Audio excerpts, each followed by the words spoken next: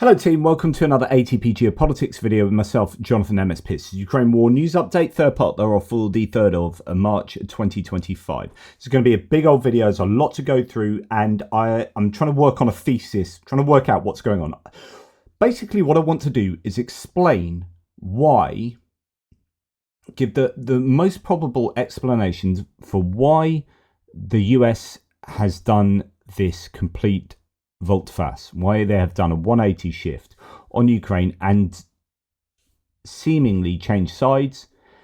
They are pivoting towards Russia, away from Ukraine, and everything they're doing at the moment, literally every single thing they're doing, even domestically in the US, is to the benefit of Russia. It's quite incredible. I've talked already many times about, gutting and purging and defunding to different degrees, the CIA, the FBI, the Department of Defense, 8% a year over 5 years, and purging all the top generals, etc., and the attorneys general, the lawyers in the Department of Defense, gutting counterintelligence, counter-terrorism, taking out the department that looks at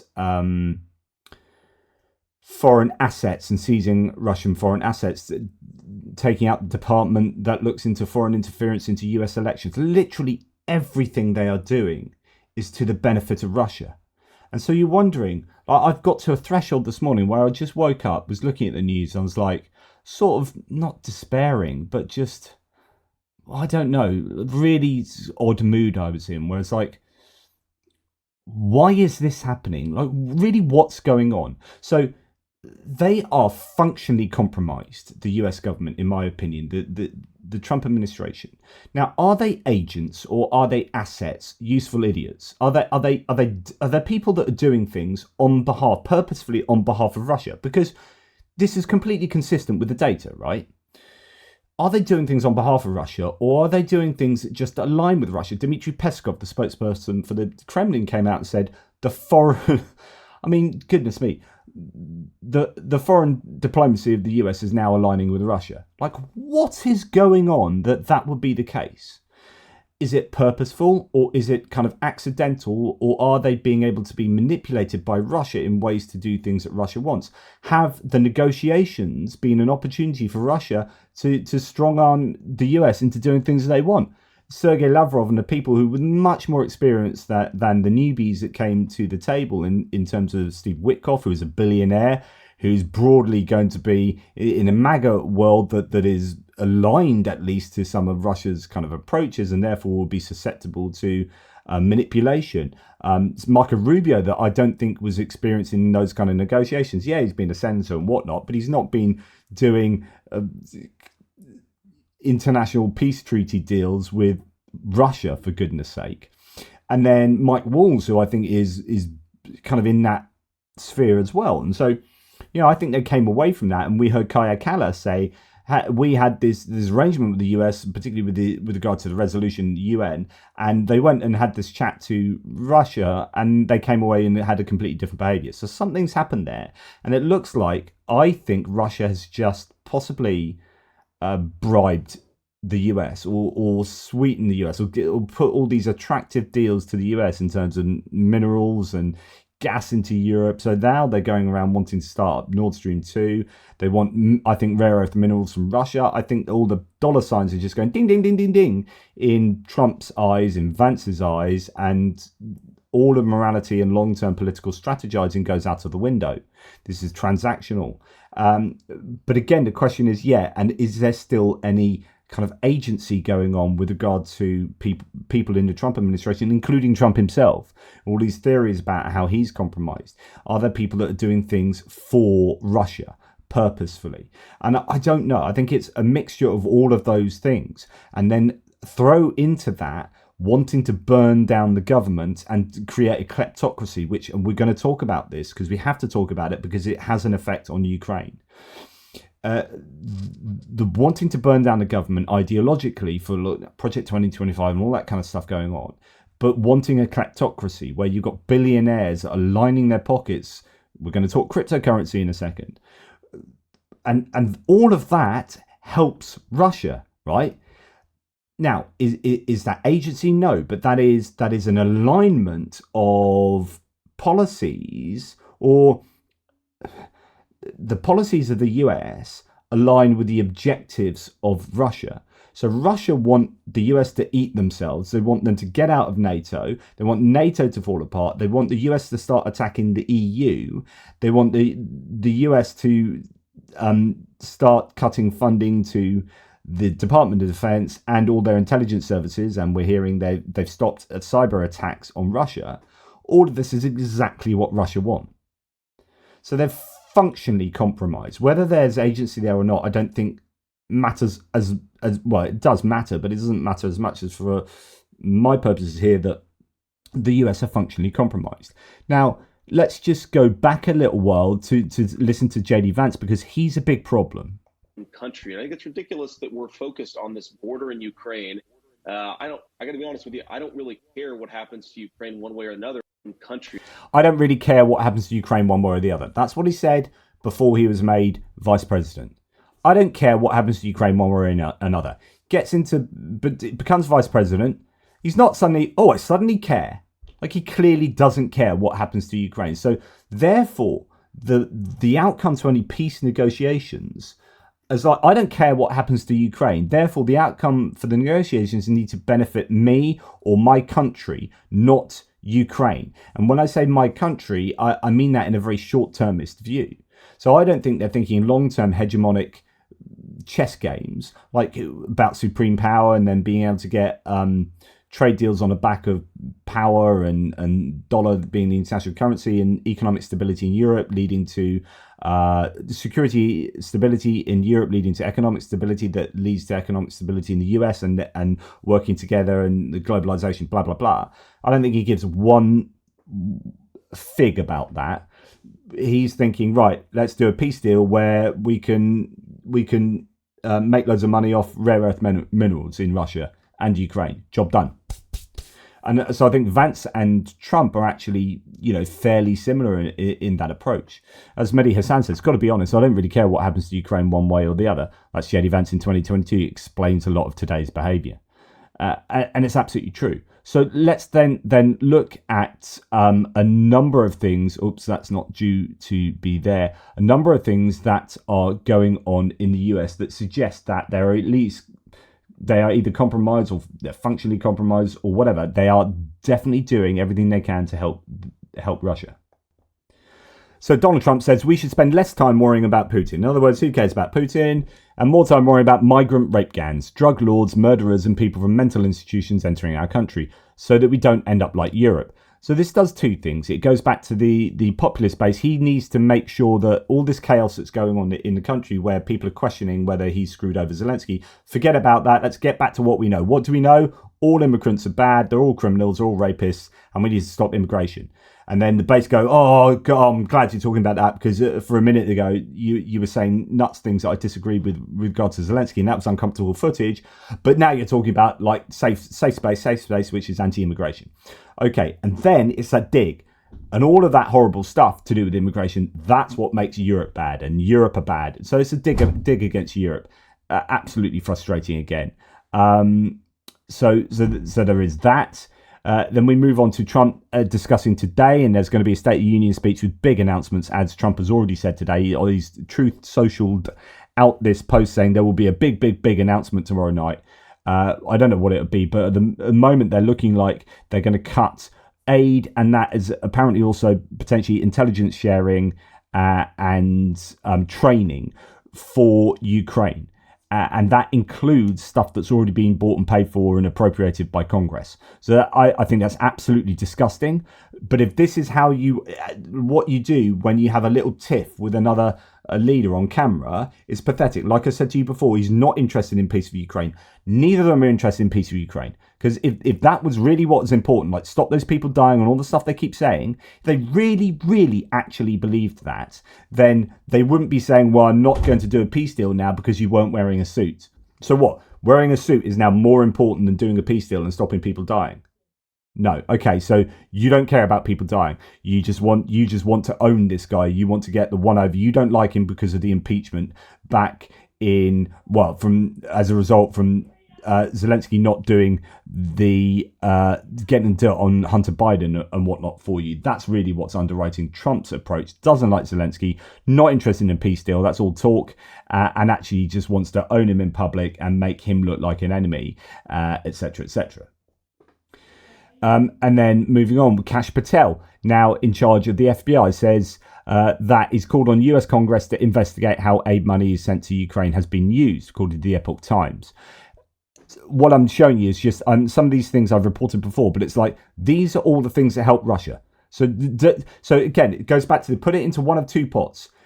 Will this policy or statement or action help Russia or Ukraine? So this is looking to help Russia. This is looking to demonize Ukraine. That is looking to not help Ukraine and to help Russia. That is a signal that Ukraine are the bad guys and not Russia. US is halting cyber operations against Russia. So these are offensive operations against Russia, which will help Russia. And Ryan Macbeth was talking about how this has probably been asked at the negotiations in Riyadh in Turkey between the US and Russia. It's like, well, we'll help you with some rare earth metals if you stop your cyber attacks on Russia. And the US has gone, okay, fair enough then. And it's just completely unnecessary capitulation to Russia.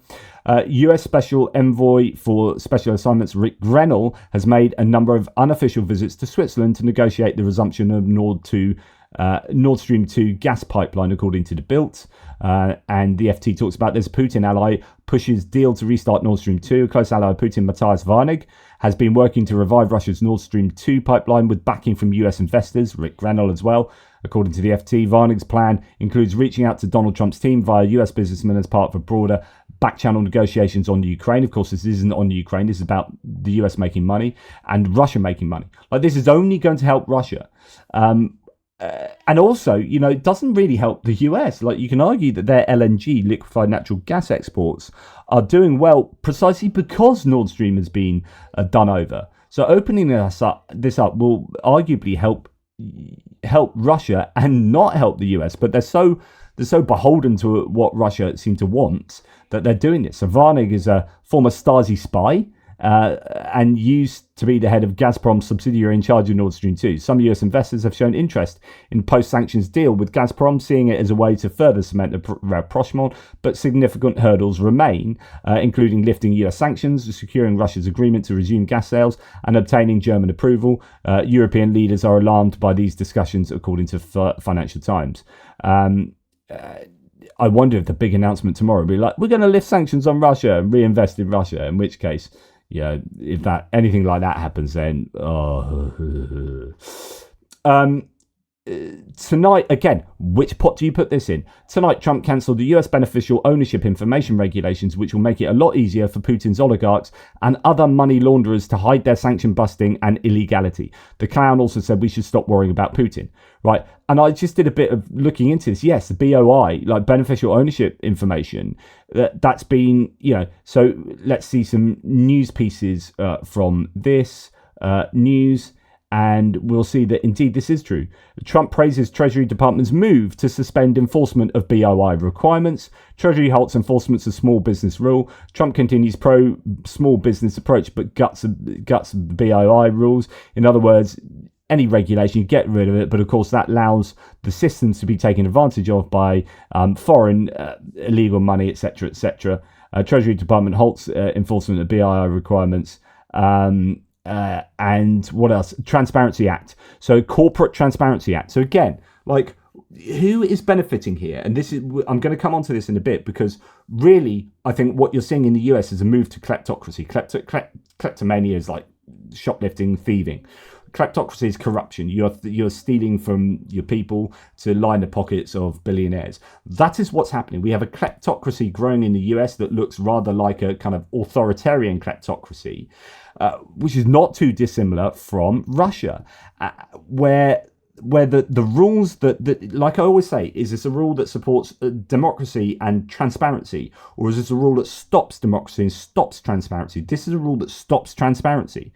The Corporate Transparency Act being suspended and rules to stop like kleptocracy taking place are suspended. It's just incredible. As Elliot Higgins says, great news for money launderers. And this is, Donald Trump says, exciting news. The Treasury Department has announced that they are suspending all enforcement of the outrageous and invasive beneficial ownership information reporting requirement for US citizens. The Biden rule has been an absolute disaster for small businesses nationwide. Furthermore, Treasury is now finalizing an emergency regulation to formally suspend this rule for American businesses. The economic menace of BOI reporting will soon be no more. And of course, the argument is that that's actually not going to help. That is going to help kleptocrats and corporate malfeasance. Okay, then we have just all within this. We have the information spaces that are MAGA adjacent, like Tucker Carlson, just reopening old wounds and talking about like absolutely debunked claims. So Tucker Carlson says Elliot Higgins again is now repeating unfounded allegations that weapons sent to Ukraine are ending up with groups that include Hamas. The Hamas claim originated from a fake BBC Bellingcat video created by Russian disinformation campaign mimicking news organizations that was debunked months ago. But Tucker Carlson is still believing it. And in fact, I was looking at a thread of some guy who's said I was mates with Tucker Carlson. We got into a text argument the other day where I called him out on this, and he's like not having any of it. And it's just so annoying. And I'm not even going to read it, but he's talking about weapons going from... In fact, I'm going to read it because I want you I want to remind you of how despicable Tucker Carlson is. One of the most striking things about yesterday's Zelenskyy press conference was Lindsey Graham's reaction to it. The two are old friends, but Graham disavowed him within the hour. This was more than just transactional disloyalty. It was scapegoating. Lindsey Graham knows what's coming. Over the past 3 years, with the tacit support of the Western patrons, the Ukrainian government has committed a remarkable number of serious crimes. Untrue. The Ukrainians sold huge quantities of American weapons on the international black market at 20 cents on the dollar. Untrue. These weapons are now in the hands of armed groups around the world, including Hamas. Untrue. The Mexican drug cartels. Untrue. And the forces controlling Syria. Now, so remember, he said previously that this is 50% of their weapons, which means surface-to-air missile systems? Patriot weapon systems have gone to the Mexican drug cartels. How do they get them there? Like, it's obvious nonsense. And then he goes on to this. God knows what the Ukrainians have done with the pathogens in American biolabs in their country. Even US intelligence agencies aren't sure. Shut up. The Ukrainians have also murdered a number of people in various countries and political assassination, blah, blah, blah, blah, blah, blah, blah, blah, blah, blah, blah. And you're like, okay, this is a full-on assault on Ukraine. What is going on? And you notice this all over the shop. So you've got Elon Musk doing it, saying he's not wrong to General Flynn, who is an absolute wingnut. So General Flynn is effectively a pro-Russian simp. General Flynn calls Ukraine funding one giant money laundering operation. So you're just getting attacked from everywhere. You got Mike Waltz, Marco Rubio, Lindsey Graham, JD Vance, Trump himself, Elon Musk, General Flynn, Tucker Carlson, Tulsi Gabbard, Kash Patel, all of them piling in on Ukraine.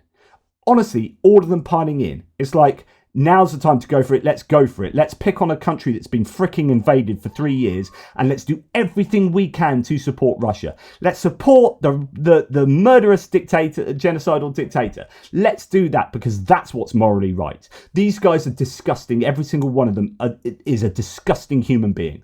Right? I'm fed up with even trying to look for the good points in these people. There are none. And then you've got, fancy that, Syria dictator apologist, Russian asset being ill-informed about and spouting pro-Russian nonsense. What's Tim White talking about? Well, Bob Seeley says, the breathtakingly ill-informed from Tulsi Gabbard, who is a director of national intelligence. This is your person in charge of US intelligence. And you've had cyber attacks asked to be stopped by Pete Hegseth on Russia, and you're now having this nonsense. Talking about Russian Orthodox priests and all the propaganda talking points. Let's hear Tulsi Gabbard. I think that they're in more alignment, and they should be, with the U.S. when it comes to those freedoms and things you talk about. Certainly those are not things that you would say that Russia or Putin celebrates or bestows on his own people. That's correct. I would not make that claim, and it's clear that that's not the case, nor does President Trump. But that's not really what we're talking about here. We're talking about many of these European countries and Zelenskyy himself, who claimed to be standing and fighting for the cause of freedom and democracy, when we actually look at what's happening in reality, in these countries, as well as with Zelensky's government in Ukraine, is the exact opposite. So I predict she's now going to massively attack Zelensky's government for being corrupt, for doing this, and for basically making Ukraine the enemy. This is like, well, we know Russia the enemy. You and I know that. Russia the enemy, Ukraine are trying to fight, blah, blah, blah.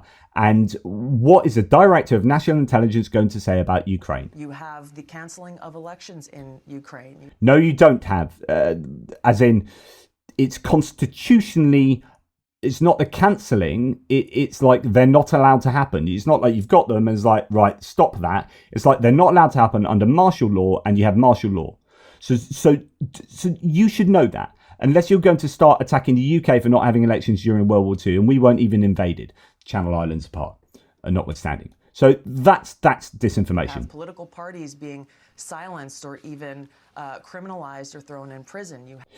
So that's exactly the same as the UK did in the Second World War when we stopped Nazi parties from being able to run in or operate in the UK. No one complained about that. These are pro-Russian parties that are advocating for the invasion of your country. You don't go, oh yeah, you can stand up on a soapbox and advocate for the enemy. Like, so that is pretty normal stuff when you're in a war. But you wouldn't know that, Tulsi Gabbard. Have the freedom of religion, churches being shut down. You have No, you have Moscow Patriarchate churches that are the Russian Orthodox Church within Ukraine, the Ukrainian version thereof, being used as spies and or being used as ways to do espionage, but also to shelter pro-Russian sympathies and etc., etc., etc. They are the ones that have been focused upon. And so, again, this is just completely disingenuous. Go, and in fact, a documentary's just come out on this about how it's the Russians that are persecuting Christian churches that don't conform with basically the Russian Orthodox Church or any other denomination. But that's not happening in Ukraine. It's just the Russian Orthodox Church or the Ukrainian variety thereof. Political opposition being silenced. You have total government control of the media. We could go down. No, you don't. That is not true. Again, remember, this country is at war, so there will be things in place that will be different from a usual operating country like the UK. I was going to say the US, but even there, you've got the White House and the Pentagon doing things that I think are against the First Amendment there. So, hypocrisy. Nonetheless, and you can speak to Greg Terry. He says, look, I've got a press pass. This is a free country. I can say what I like. Like, these are lies. This is the Director of National Intelligence, and I freaking warned you about this. You put idiots in charge, you get an idiocracy. Down a whole laundry list of issues that are against the values of democracy and freedom. So these lies are now going out to the American public who are watching Fox News. This is disgusting disinformation, and she should be reprimanded, because she won't be reprimanded because this is what the administration wants. The administration wants an anti-Ukraine narrative. The administration are anti-Ukraine. Don't say I didn't warn you. So it really begs the question, as Vice President Vance said again in Munich, it's clear that they're standing against Putin. Obviously, that's clear. But what are they actually really fighting for? And are they aligned with the values that they claim to hold in agreement with us? Yes, they are. You're not fighting for those values, though. The values that President Trump and President Vance are standing for, and those Bollocks. are the values of freedom, of peace, and true security. Absolute bollocks. Like, everything she said there was wrong. Dmitry Peskov saying what the U.S. is doing is changing the game, and it largely coincides with our vision. What do you make of Russia celebrating and saying what the U.S. is doing lines up with their vision? They're going to say what their position is. What we should pay attention to here in the United States of America is the American people, so many people across the country celebrating the strong leadership that President Trump and Vice President Vance demonstrated in the Oval Office, something we have. And then she just goes on to obsequiously praise Trump. Asked about the alignment of the American foreign policy with the Russian foreign policy, as the Russians claim it, and she's got nothing to say to that. So Oliver Alexander here, who I do rate Every single foreign policy decision by the new administration so far has harmed US interests and soft power projection while aiding Russia's imperialistic ambitions. One might conclude that the admin doesn't have the US's best interests in mind. The new administration is rapidly changing all foreign policy configurations, say the Russians, exactly what the Fox News host was talking about. This largely coincides with our vision. That's what the Kremlin spokesman says, that the American foreign policy configuration is now aligned to Russia. Ruth Diamond says, Dan Hodges says, one strange thing, people keep talking about the Trump peace plan. It's now clear there is no Trump peace plan. He wants a mineral deal, but that's basically it. There's not much beyond that. It's why Starmer, Macron and the Europeans have had to step up to fill the vacuum. Ruth Diamond says, not strictly true. The Trump peace plan seems to be that the US takes Ukraine's assets, Russia keeps Ukraine's land, Ukraine shuts up and does what it's told. Trump's peace plan is a plan for peace between Russia and the US, not Russia and Ukraine. So on point. Actually, all of that could be said to be true to a differing degree. Like, there is no peace plan really, but there is. The peace plan is, there's no peace plan between Ukraine and Russia. The peace plan is between the US and Russia. Dmitry Medvedev, the anti-Trump Russophobic coven, gathered in London to swear allegiance to the Nazi nobodies in Kiev. It's a shameful sight, worse than the verbal diarrhea of a clown in the Oval Office. They want to continue the war till the last Ukrainian. And of course that will go down somewhat well with the Americans who would agree with some of that rhetoric there. That's the Russians again. Now, what happens when you present like otherwise sound thinking Republicans? This is Turner, the guy that used to be in Representative Turner, used to be in charge of the Foreign Intelligence Committee. Then he was ousted by Trump because he was too pro-Ukrainian. He's then presented with evidence that the American administration presently are actually doing things to properly benefit Russia, like shutting down cyber attacks on Russia. And this is cognitive dissonance reduction. It's incredibly pertinent here. CBS has confirmed these reports that Defense Secretary Hegseth has ordered U.S. Cyber Command to temporarily halt cyber operations and planning against Russia. The Washington Post reports that that's as long as the negotiations continue. There are no negotiations underway. Does this concern you? Have you been briefed on this? I don't. No, I'm not unaware of that. I don't believe that would be. There are too many. I'm certain. Considerations there for that to be an accurate statement, so blanket. But they have ordered Cyber Command to halt cyber operations. Considering what I know considering what I know what Russia is currently doing against the United States, that would, I'm certain, not be an accurate statement of the current status of the United States operations.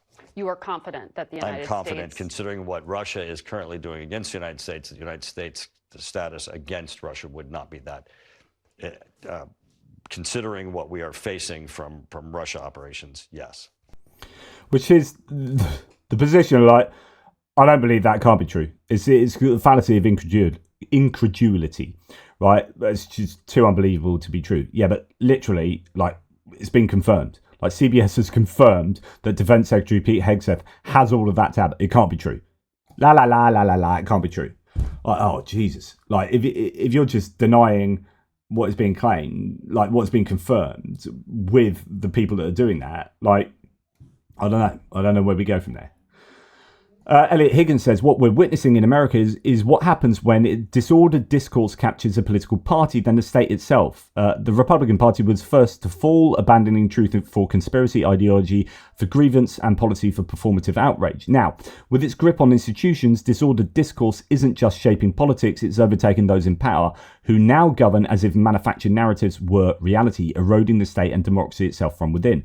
Disordered discourse doesn't just govern through those who believe it's manufactured narratives, it forces even those who don't submit.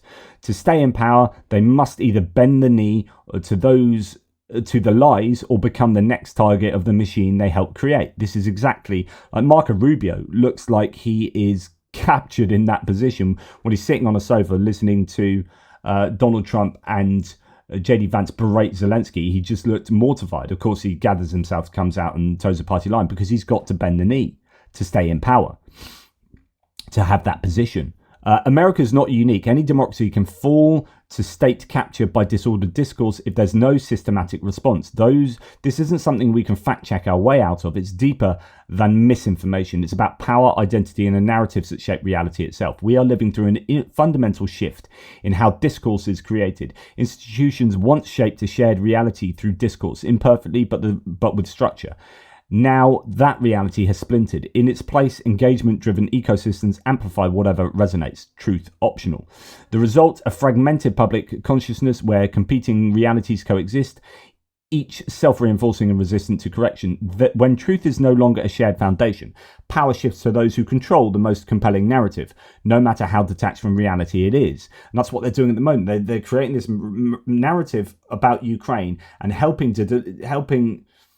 they're getting their information mechanisms like Twitter and Fox News to help deliver that narrative. Democracies weren't built around this. They depend on a shared reality, however contested, to function.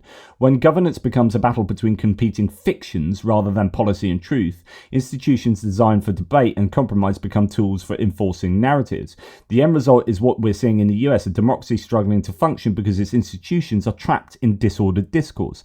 Governance isn't about solving problems, it's about demonstrating loyalty to the manufactured narratives. If you think this can't happen outside the US, consider that we're all subject to the same forces: social media-driven discourse, collapsing institutional trust, and the rise of narratives untethered from reality. Absolutely true. It's a systematic vulnerability in every democracy. We need to consider what this means for our democracies at the most fundamental level. If governance is shaped by engagement-driven narratives over reality, how do institutions survive? If truth is irrelevant to power, what stops disordered discourse from capturing the state everywhere? Disordered discourse thrives on systematic drivers, engagement-driven algorithms, collapsing trust in in institutions, news influences shaping reality through identity, and the erosion of shared discourse. These forces don't just distort politics, they reshape democracy itself. Like, spot on there from Elliot Higgins, who knows what he's talking about. He deals with disinformation. That's his job, day in, day out. Really frustrating. And then here's another example of this. Marjorie Taylor Greene, right? But she's super important. She's now part of the Doge Oversight Committee. Have you ever noticed how for decades now, Hollywood always made Russia the bad guys in their movies? It's like Americans have been programmed to believe Russia must be the enemy at all times. Yeah, it's a bit like after the Second World War when we made Nazis the bad guys because they were the bad guys. That was reality. So unless you think communism is all cool, like this, that would be the sort of thing you would expect a pro-communist person to say. But this is supposedly like a freedom caucus, freedom-loving, capitalist-loving American Republican advocating that, do you know what, over history, Russians weren't the bad guys. All right, okay, well, let's have a look at the evidence then. And so here, Brian Krasenstein says, 2008 invasion of Georgia, military aggression and subsequent occupation of South Ossetia and Abkhazia, annexation of Crimea in 2014, illegally seized, blah, blah, blah, war in eastern Ukraine, MH17 shootdown, assassinations and poisonings, human rights violations, 2022 full-scale invasion, bombing of civilian infrastructure, use of mercenary groups like Wagner, human rights abuses and atrocities in Africa, Syria and Ukraine. Attacks on energy infrastructure, deliberate targeting of hospitals, schools and residential buildings, support for the Assad regime in Syria, directly aided the Assad regime enabling war crimes against civilians, cyber attacks and election interference, criminalization of LGBTQ, suppression of free press, closure of and harassment of independent journalists and news outlets, imprisonment and persecution of opposition figures, kidnapping of Ukrainian children, forced deportation, blah, blah, blah, blah, blah, blah, blah, blah, blah, and all of the details concerning all of those points. But, you know, they're the good guys. We've just been programmed to think they're the bad guys. They haven't done anything to actually suggest they might be morally compromised at all. Oliver Alexander, the fact that the vice president doesn't know that over $60 billion worth of aid to Ukraine stayed in the US specifically to produce weapon systems in American factories employing Americans should be disturbing, if unsurprising. This is, as I mentioned in my Mill-Aid update. J.D. Vance saying the bitter irony of America's present predicament is that the very people who cheer for permanent arms shipments to Ukraine also supported the deindustrialization of America. The very things you want to send are the things we don't make enough of, which is just completely wrong. So it's false. Like, the people were saying, literally, I was saying that, we were all saying that, the news, like, look at where the money is going for the aid to Ukraine. It's staying in the US, 70% of it's staying in the US to fund manufacturing and fund jobs in the US. It's like, what you are saying is 100% incorrect, but this is part of the narrative. It's just attacking Ukraine and anything to do with Ukraine. And yet, you know, this is what Marco Rubio used to sound like before he was captured and became part of this disordered discourse scenario. When the Soviet Union fell in the early 1990s, Ukraine was left with the world's third largest stockpile of tactical nuclear weapons and strategic nuclear weapons on the planet. But they signed this agreement with the United States, the United Kingdom, and Russia that basically said, if you give up your nuclear weapons, we, these three countries that signed to this, will provide for your defense and assure you of your defense. And so Ukraine did that. They gave up these weapons. Well, now, this was signed in 1994, 20 years later, one of the three countries that signed that agreement hasn't just not provided for their defense, they actually invaded them. And I want to make a point on this for a second. Think about if you're one of these other countries around the world right now that feels threatened by your neighbors. And the United States and the rest of the world are going to you and saying, listen, don't develop nuclear weapons. Don't develop nuclear weapons, South Korea. Don't develop nuclear weapons, Japan. Don't develop nuclear weapons, Saudi Arabia. We will protect you. We will watch out for you. What kind of lesson do you think this instance sends to them? I think the message this is sending to many nations around the world is perhaps we can no longer count on the security promises made by the free world. Perhaps we need to start looking out for ourselves. And that's why the Ukrainian situation is so much more important than simply what's happening in Europe. This has implications around the world. Yeah, 100% correct. I mean, we can talk about what the Budapest Memorandum actually said in Article 4 of that. But nonetheless, you know, broadly speaking, that's the right approach. So what happened to Marco Rubio? What happened to him that he's now attacking Ukraine? It's just incredible. And then we're hearing, ominously, that Commerce Secretary Lutnick suggests that the new GDP calculations might deliberately exclude government spending to obscure the impact of Doge cuts, according to Associated Press. And Anna Applebaum says the Soviet Union also used to falsify statistics. You are starting to see kleptocracy and autocracy taking hold in the US. If there was no war in Ukraine, says a former ambassador to Russia, Michael McFall, if there was no war in Ukraine while Trump was president, how in God's name did Zelenskyy and Putin sign a ceasefire in 2019 while Trump was president? Geez, saying something false a million times does not make it false. So this is the idea that Trump, again, this is disinformation, lies. The whole thing is just lies and lies and lies. The idea there were no wars, there was nothing to, you know, while I was president, there was all peace in Ukraine. It was only when Biden became president was there war. No, there was war from 2014. And when you were the president of the United States in 2019, Russia and Ukraine did a ceasefire deal. For them to have done a ceasefire deal, there must have been war taking place. So the idea that there was peace when you were president is empirically false. And it seems like Zelenskyy is getting more hassle than the Tate brothers, who, as sex trafficking people accused of sex trafficking and rape by both Romania and the UK, were given the red carpet treatment in coming to the US. People singing their praises, saying, yeah, come over here. Meanwhile, Zelenskyy is treated like that in the White House and kicked out the White House. And you have people like this, no suits, literally smearing excrement on the walls of the Capitol. So not only was there violence, but there was just a complete disrespect. Because when you have Trump saying, you are disrespecting us, this is disrespectful, but he's pardoned the people that literally smeared crap on the walls of the Capitol. He's pardoned them. They're not disrespectful. No. They are heroes. He called them, what was it, the hostages or whatever. It's disgusting. Like, it's warped, and like everything is wrong at the moment with this administration. And you have Elon Musk and his mother and one of his young kids are now chauffeured in Air Force One, Marine One, straight to the White House where they were apparently staying. Like, what is going on other than what looks like a kleptocracy where the billionaire oligarchs appear to have the same treatment as the president? I mean, the president's not with them. That is what they are getting. So, very quickly, we're going to have a look at what is actually going on. So, my question to you has been, is there agency in the Trump administration? Are they trying to help Russia, or is it just aligning, or a bit of both? I reckon it's probably a lot of everything. There will be agency, useful idiot assets of the for the Russians, but also the alignment comes from the desire.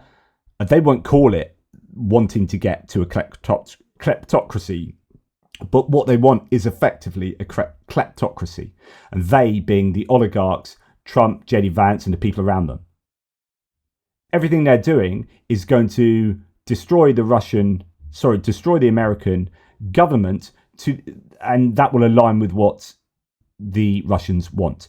Here's Kara Swisher, and they talk tech and economics. What's his name? Scott Galloway.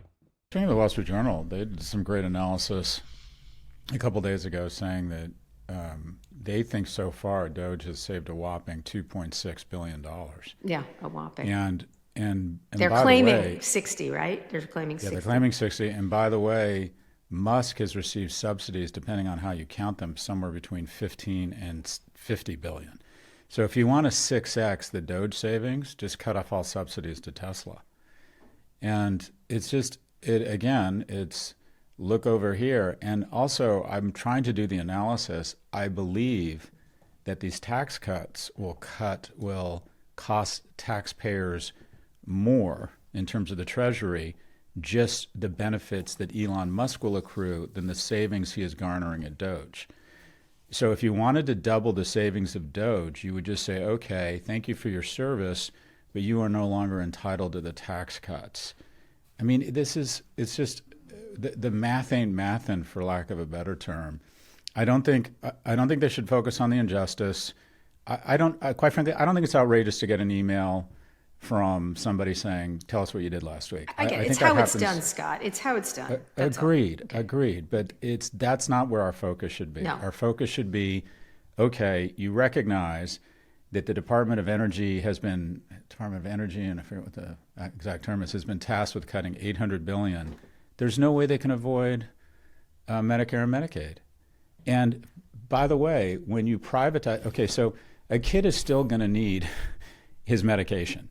Unless we decide to just let them die, they're going to get their medication. But that's what we're doing. Go ahead. Well, give me some running room. I don't think that's going to happen. What's going to happen is it's going to be privatized, and either the employer or the individual or the county or the state is going to have to go into the private market and buy it. And then the insurance company and the pharmaceutical and the medical industrial complex will insert themselves, make it less efficient, less cost effective, such that shareholder value goes up in the industrial medical complex. The privatization, essentially what these autocrats or these oligarchs want is they want the privatization of everything. That way they can insert themselves in the middle for shareholder value. There are cities that have privatized everything, the utilities, the water, services, they've privatized everything. And what happens traditionally or typically is that there are some things that should be privatized. But when you privatize the post, as they did here in London, what you end up with is a more expensive service where shareholders and companies get to skim or scoop up that incremental margin. And that is what they want here, is they want to get government out so they can insert, one, private enterprise and make money, and two, emasculate any regulation or oversight of their near grifty businesses. 100%. Yeah, I would agree. And what's happening here is they're really hurting people who voted for you. Have you seen the spate? There's a great one, speaking of which, in the Washington Post. She hoped Trump's victory would change her life, but not like this. Doge cut her job, and she was like, oh, I thought they were going to take DEI people. Like, what honestly, leopards should eat every one of these people's faces, as far as I'm concerned. You know what I mean? They did everything in their self-interest, and then he didn't do anything he said he was going to do so far, and they're cutting them. And so they're no schadenfreude here, but they voted for what they voted, and this is what they're getting. I agree. You're 100%. But the basis of DEI, or the arguments against. So, and I'll cut it off there because, like, the idea is this is just a grift for billionaires. That's really what's going on, and there's some interesting evidence to support that, such as what's going on with crypto. And I don't really understand crypto, but it seems to be fairly controversial that last night Donald Trump announced that a US crypto reserve will elevate its critical industry after years of corrupt attacks by the Biden administration, which is why my executive order on digital assets directed the presidential working group to move forward on a crypto strategic reserve. That includes these 5 different cryptos, basically. We are making America great again. And it appears that not only are those 5 cryptocurrencies owned or like they're associated with his crypto advisor, David Sachs. So it's naked corruption, and people talking, Trump's crypto reserve reeks of corruption, pushing Bitcoin, Ethereum, XRP, Solana, and Cardano, conveniently tied to its buddy David Sachs' investments. Another grift where his cronies profit while the public's left holding the bag. Same old self-defeating MAGA swamp. So I think they've taken 350 billion. Is that right? And whacked it in. Or am I getting the B's and M's? Is that million? They whacked it in crypto, and also like one of these cryptos, someone like the day before, like literally yesterday or something, put like 200 million in one of the cryptos. Like there is insider trading. This is grift. This is corruption. Oliver Alexander says, remember when they complained about Nancy Pelosi's insider trading? Now, coincidentally, crypto czar David Sachs's crypto funds. Top 5 investments just happen to be the ones announced in Trump's strategic crypto reserve. David Sachs, the South African bro-oligarch at the center, and super anti-Ukraine, by the way. I'm sure, says Gary Kasparov, this is just as much a coincidence as Sachs's constant slandering of Ukraine. The looting of public funds into the pockets of the few insiders accelerates. Putinization, though he didn't have crypto in the early 2000s. But this is exactly what he would have done, no doubt. Next time Americans lecture Ukraine on corruption, jaw-dropping corruption in the US. Trump's billionaire crypto czar is heavily invested in a fund whose top 5 holdings are the 5 in the US crypto strategic reserve. Mere hours before Trump announced it, someone bought $200 million in Ethereum and Bitcoin on a 50 times leverage. And so, all of this stuff is going on. But it's not just obviously crypto. There's so much else happening too. So what do we have here? McGovern saying Trump's inauguration, who was in the front row? It wasn't people on Medicaid. It wasn't factory workers. It wasn't teachers or firefighters. It wasn't even his own cabinet. It was the richest people in the world. So you had, who do you have? You had Zuckerberg and Musk and Bezos and all these people. Imagine stealing school meals for kids so that billionaires could get another tax giveaway. And actually what we know now is that where to get the tax cuts through, they are going to have to raid Social Security, Medicare and Medicaid. So that is what's happening. Tristan Snell says, let's be clear, all these tech billionaires like Bezos and Musk and Zuckerberg didn't become right-wingers because of some ideological awakening or because of wokeness. It's because they're billionaires and they want to avoid taxes. That's it. It's the money. So the heart of what's going on in the US at the moment is that they are aligning themselves to become a kleptocracy where the billionaires grift and make money and have regulations slashed. So they're slashing all the things that give oversight and regulations, which is not to the benefit of the public. And all of these things are also aligned with exactly what Russia would want the US to do. And it's just, and so their money can infiltrate and hold purchase inside the US. Donald Trump's State Department tried to funnel $400 million to Elon Musk's Tesla, but they got caught trying to do that, and now they're lying about it. So that's that whole story. You can go look into that. It's absolutely horrendous. Yeah, and Senator Chris Murphy, correctly saying, and for what? Why is this all happening? Because Elon Musk needs another $1 billion. I have no idea what I would do with $1 billion. Never mind 2 billion or 3 billion or 4 billion. The scope of his greed is something that we have never seen before in this country. And I think a part of it's going to be about greed, but part of it's going to be about getting to Mars, getting SpaceX to Mars, and not have any other competitor do that. And in order to do that, he needs to be able to strip away all the regulation against SpaceX and all the competitors. So take control of the government, see who all the contracts are going to, get rid of the competitors and give yourself all the contracts, and then you can get yourself to Mars and fulfill all of your dreams. The House is getting ready to vote on a GOP budget line. This was previously. The plan would be to allow for up to $4.5 trillion in tax cuts. Deficits under this plan would then go up to over 19 trillion over 10 years. 19 trillion. Like $1 billion is bigger than our brains can really comprehend. But $1 trillion is just ridiculous. And that is what's taking place. So don't ever come back to me about Republican fiscal responsibility. And then you've got Marjorie Taylor Greene voted for that to get through the early stages of this. She voted to borrow another $1 trillion from China and add to the debt. Because the reality is, everyone, we are flat out broke.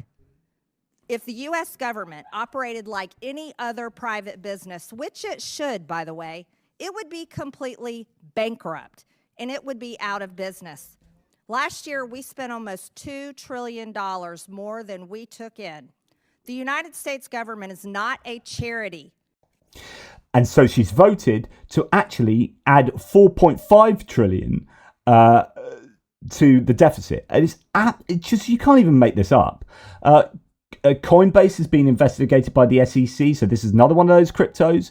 It gave $75 million to a pro-Trump super PAC, gave $1 million to Trump's inauguration, sponsored an inaugural party, listed Trump's meme coin, and now the investigation into them has been closed.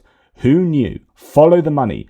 Donald Trump Jr. attended 2 out of 5 board meetings and got paid $813,000. Somewhere Hunter Biden is furious that he didn't demand a bigger retainer. Trump media paid Donald Trump Jr. nearly a quarter of its annual revenue, and he attended just 2 board meetings. It's just all grift, grift, grift. If we sell, so then Trump said recently, I mentioned this, but just I didn't talk about the maths of how wrong it is. So he said he wants these gold cards. So if you pay $5 million for a gold card, then you can get US citizenship. And he said, if we sell 10 million gold cards for $5 million, which is possible, that's $50 trillion. Because he's saying, look, we can pay off all our debts with these gold cards. But the truth is that there are only 2 million people outside the US on this planet who have the net worth of over $5 million. Therefore, it's just overwhelmingly impossible for 5 million $5 million visas to be given to 10 million people. You just like, the stuff he's saying is mathematically impossible, and it's just like, why is he not getting called out for this? A federal judge is ordering the Trump administration to pay millions of dollars to multiple non-profit groups after determining the administration violated the terms of temporary restraining order regarding freezing foreign aid, but they're just ignoring that. So ignoring the rules. Where does this go? And Kristi Noem told attendees at a CPAC dinner sometime back that Trump directed her to launch a taxpayer-funded ad campaign and demanded she thank him in the ads. So this is what, so if you remember, there's this ad that's only showing on Fox. So it's being shown, and it's an anti-immigration ad for the Trump administration. And it's cost $200 million for a really quite short ad. And all of that money goes to Fox. So this is basically Trump giving taxpayer money to Fox to big up the Trump government and what they're doing on immigration. And she said to people there, but she had to thank him personally in the ads. No other outlet bothered to write about this, despite the admin blowing up to $200 million taxpayer dollars on those adverts. This whole thing is a grift, right? So back to the question, it's like, why are the US doing all these things to benefit Russia? Is there agency? Probably is agency there amongst some of the people, maybe even Trump, but that's going to be very hard to prove. Are they useful idiots that are easy to manipulate? Yes, that is taking place too. And I think people like Waltz and Witkoff and Rubio have been victim to that. And Trump is victim to that with like sweeteners from Russia. It's so easy to manipulate Trump. To help yourself to our Russian rare earth minerals. And the ones also in Ukraine that are in now Russian occupied territory. Bish bash bosh. We have essentially bribed you. We have coaxed you into our world, and you will do what we want in order to get your hands on all that stuff, all that sweet stuff. So there's kind of manipulation, easy to manipulate, and then there's just ideology and the desire to move towards a kleptocracy, whether you realise it or not. All of that going on, all of that plays into Russia's hands. And so Russia are just freaking pop. They can't stop popping the champagne corks. It's like, pour it, let's shower champagne. Putin is like getting his bare, like hairless chest, and he's just like, oh, champagne, yeah, I love the US. It's every Christmas, birthdays, they're all happening. Oh, he's just loving it. It's just absolute insanity going on in the US, and the Russians are freaking loving it. Meanwhile, while Trump is going off playing golf incessantly, Europe has been trying to sort out all the problems and get together and have these meetings like on Sunday. Literally, Trump was playing golf while the rest of the world was trying to sort out the problems. So, okay, let's very quickly do some European stuff. Peter Mandelson, who is the ambassador to the US, newly picked UK ambassador, has done a faux pas today. He basically has advocated for following Trump's peace plan, and he went off script, and he's been slapped down now by, rightly so, by a government minister. So that is not good. Mandelson, you absolute dingbat. What was this? Why did I want to talk about this? This was a 12-minute clip of the Oval Office meeting. Zelenskyy was standing up. Oh, yeah. So the idea that Zelenskyy, one of the things he did was fact-check Trump yet again, as Macron and Starmer did, about Europe. So Trump keeps making these false claims about money and Europe and finances. And Zelenskyy did that as well. So it's this idea that Zelensky's standing up for Europe. And I love the fact that he did that. And, there were subtle things. I talked to you about the subtlety of the UK visualization of the meeting Zelenskyy at the outside of Downing Street's, 10 Downing Street's door, going down the road to meet him, have that warm hug, bring him back. And then when they left, walked him out slowly, took him to his car. And instead of being booted out the White House, he was given this lovely welcome and goodbye from Keir Starmer. It's a real juxtaposition. So he wasn't saying in words how he's supporting Zelenskyy and how the US was wrong. He did it in actions and visuals. Well, little things like this. So the President of the European Council, Antonio Costa, former Portuguese Prime Minister, always wears a suit and tie in public. This was a deliberate message of solidarity to rebuff the American administration's ambush in the Oval Office. So Costa, in the photo op at London, wears himself basically a t-shirt or not a shirt and tie, in order to give some props to Zelenskyy. And that's a statement back to the White House as well. So these subtle things that go on. Finland agrees with Zelenskyy there should be no ceasefire until Ukraine is heavily armed and heavier sanctions are on Russia. Finnish President Alexander Stubb, who's amazing. His statement was brilliant. I won't play it, but you should go and find it. I've got it lined up, but don't have time. Now proposes a 3-stage plan in which Ukraine should first be put in a strong position. According to him, this includes greater support for Ukraine, tougher sanctions against Russia, the use of frozen Russian assets, which should be combined with security arrangements where Ukraine takes the initiative, Europe supports, and the US provides support. This should be followed by a ceasefire and then peace talks. The president added, let's be tough. So that's the order it should go in. Don't disagree. Phillips O'Brien says of Mark Rutte, notable change of tone by Mark Rutte, the NATO Secretary General. No longer is he saying that Zelenskyy must make nice with Trump. So straight after the Trump fracas, Mark Rutte said, well, actually, he should try and make it up with Trump. He's not saying that now. And that's after the meeting. So I think there's an awful lot of stuff that probably took place in the meeting that we won't know about. Because it was like, how do we deal with the US? Mark Rutte then comes out and says a very positive heading into today's meeting in London. 3 key points: support Ukraine today. All in Europe will need to give more. We want a peace deal, and it has to last. Europe is really stepping up here, and to keep NATO strong, Europe will increase defence spending. So no to talk about what Zelenskyy needs to do with regard to Trump. But then you get idiots like Glenn Greenwald. Again, this goes back to like the narrative thing. This fanatic was born to an Estonian oligarch. This is Kaja Kallas. Kaja Kallas, Ukraine is Europe. We stand by Ukraine. We will step up our support to Ukraine so they can continue to fight back the aggressor, etc., etc. I love Kaja Kallas. She's brilliant. Glenn Greenwald, who's a nut job in America. This fanatic was born to an Estonian oligarch who became prime minister. Her husband made millions in Russia. Then she became PM. Of course, she's happy to pour all resources into wars. But sure, let Estonia and the EU fund indefinite war in Ukraine or fight Russia if they want. This point is salient, though. So when you get people then slagging off the EU for then funding the war, it's like, okay, you go and fund the war. Yeah. You've got to remember that's exactly what they're asking for. Now they've got it. They're like, ugh. In 24 hours, the goalpost has moved from Europe should pay for it to getting really, really mad when Europe says that they will in fact pay for it. Really obvious what the true agenda is here. It's just that the things they demand are clearly not important. Like, we demand a peace deal. You're not wearing a suit and you haven't said thank you. Okay, so the peace deal's not important. Like, this is important. Just slagging off Ukraine is important. Okay, we want Europe to pay more. We want Europe to pay more. Okay, Europe said we're going to pay more. We're going to pay for it.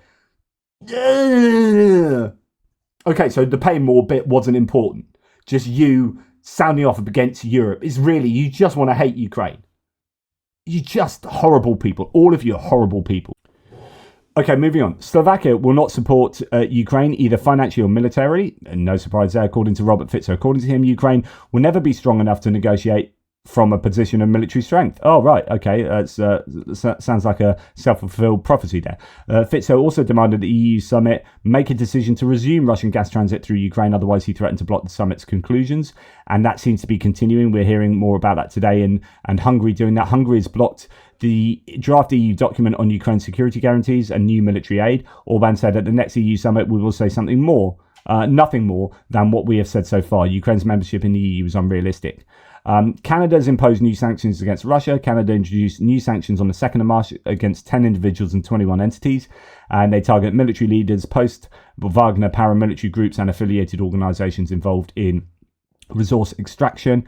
And then Nigel Farage has been on LBC and repeatedly refused to criticise Trump and Vance's attack on Zelenskyy. And he's accused the Ukrainian president of being rude and shown no respect to Trump.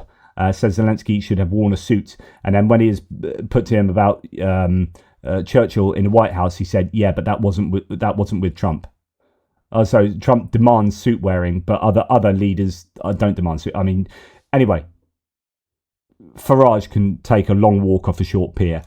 If you want to listen to a decent politician, go and listen to Alexander Stubb and his speech in not the one yesterday, but the previous meeting where he showed 3-year anniversary, incredible support for Ukraine, and absolutely nailed that speech. Anyway, that's enough from me. I'd be really interested in what you think about, why the US is aligning so strongly with Russia. What is behind that? Is it agency? Is it asset? Useful idiots? And easy to manipulate? Or is it moving to a kleptocracy or ideologically wanting to take apart the US government, which will allow for a kleptocracy, take away all the checks and balances and lead to a greater autocracy as well, which then also aligns with Russian objectives on what the US would look like, which is it eating itself, or all of the above that works together in order to benefit the US? Let me know. Answers on a postcard. Take care, guys, and I'll speak to you soon. Toodle pips.